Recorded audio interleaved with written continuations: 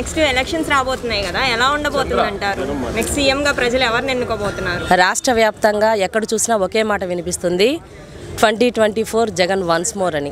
ఎందుకంటే ఈరోజు ముందుగా చూసేటటువంటి ప్రేక్షకులందరికీ కూడా గణతంత్ర దినోత్సవ శుభాకాంక్షలు తెలియజేస్తున్నాం.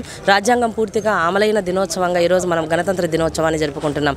రాజ్యాంగం చెప్పిన విధంగా కుల మత లింగ వివక్ష వీటన్నింటినీ కూడా ప్రజలకు ప్రజాస్వామ్యానికి చేరువ చేసిన డాక్టర్ బిఆర్ అంబేద్కర్ గారి అడుగుజాడల్లో నడుస్తున్న ఏకైక ముఖ్యమంత్రి మన జగనన్న.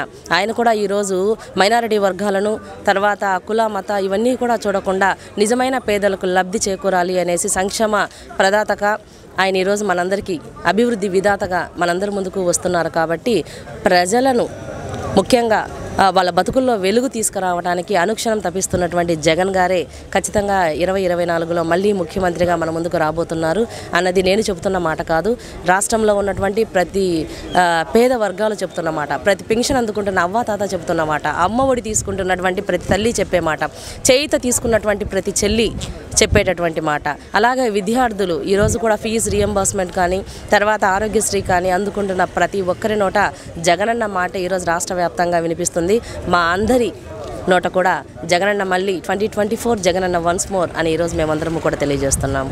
మరి షర్మిల గారు జగన్ గారికి వ్యతిరేకంగా పోటీ చేస్తున్నారు కదా మేడం, దానివల్ల జగన్ గారికి ఏమైనా ఎఫెక్ట్ ఉంటుందంటారా?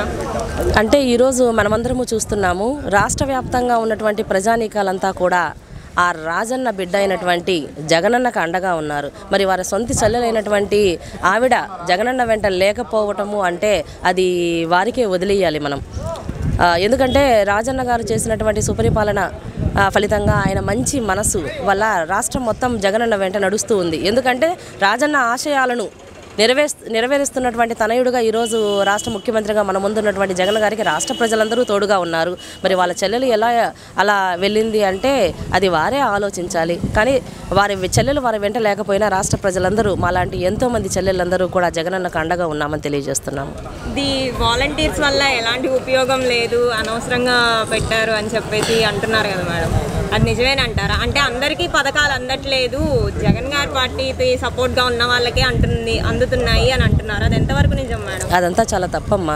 మనం చూస్తూ ఉన్నాము, ఇదివరకు జన్మభూమి కార్యక్రమాలు పెట్టి ఇతర పార్టీలన్నీ కూడా చేసినప్పుడు తెలిసిన వాళ్ళకు పార్టీలో ఉన్న వాళ్ళకు మాత్రమే ఏదైనా గృహాలు కానీ జన్మభూమిలో అప్లై చేసిన వాళ్ళకి అలా ఇచ్చేవాళ్ళు. ఇప్పుడు అసలు అలా ఉందా? 30 లక్షల మంది ఇంటిని పెట్టారు, అందులో కేవలము ఏ ఒక్క పార్టీ వాళ్ళే ఉన్నారా? పార్టీలకు అతీతంగా ఎవరైతే నిజమైన అర్హత కలిగి ఉన్నారో వారందరికీ ఈరోజు ఇళ్ల పట్టాలు తర్వాత సంక్షేమ పథకాలన్నీ కూడా నవరత్నాలన్నీ అందుతున్నాయి. అది రాష్ట్రం మొత్తం గమనిస్తూ ఉంది. తర్వాత ఈ సచివాలయ వ్యవస్థ భారతదేశంలోనే చాలా గొప్ప వ్యవస్థగా మన ఆంధ్రప్రదేశ్లో ఉన్నటువంటి నాయకులు తర్వాత ప్రజలే కాకుండా భారతదేశంలో ఉన్నటువంటి ప్రతి రాష్ట్రం వాళ్ళు కొనియాడుతున్నారు సచివాలయ వ్యవస్థ, వాలంటీర్ వ్యవస్థ అని. ఇదివరకు ఏదైనా ఒక కుల సర్టిఫికేట్ కానీ ఇన్కమ్ క్యాస్ట్ ఇట్లాంటివన్నీ కావాలి అంటే ఎక్కడికి వెళ్తూ వచ్చేవారు? ఎంఆర్ఓ ఆఫీస్కి వెళ్ళాలి, అది కూడా మగతోడు లేకుండా వెళ్ళేవాళ్ళు కాదు ఆడవాళ్ళు. కానీ ఈరోజు ఆడవాళ్ళు ఈ వాలంటీర్ ద్వారా ఏది కావాలన్నా కూడా వాలంటీర్ని అడుగుతున్నారు. తర్వాత దగ్గరగా సచివాలయం ఉండటం వల్ల ప్రతి ఒక్క ఆడవారు ధైర్యంగా వెళ్ళి మాకు ప్రభుత్వం ఇది కల్పిస్తుంది, మాకు ఇది ఖచ్చితంగా ఇవ్వండి అని ధైర్యంగా అడుగుతూ ఉన్నారు కదా. నిజంగా సచివాలయ వ్యవస్థ, వాలంటీర్ వ్యవస్థ అన్నది ప్రజలకు దగ్గర చేయటం.